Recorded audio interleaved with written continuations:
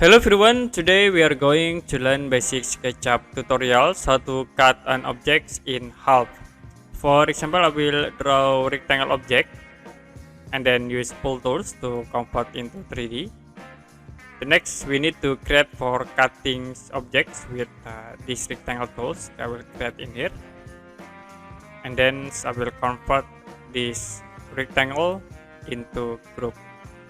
You can move this rectangle object into green axis and I will move to the top. Okay, half of a box object.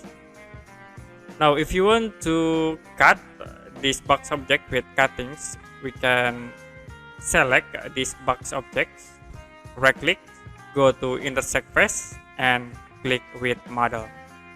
If you move this cutting object, you can see edge in this box object, so you can select like in the top here. The next, use the move tools, click, I will start from this point, and then you can press Ctrl buttons to copy, click in here. So that's it, how to cut an object in half in SketchUp. And if you have any question about this tutorial, you can comment below this video.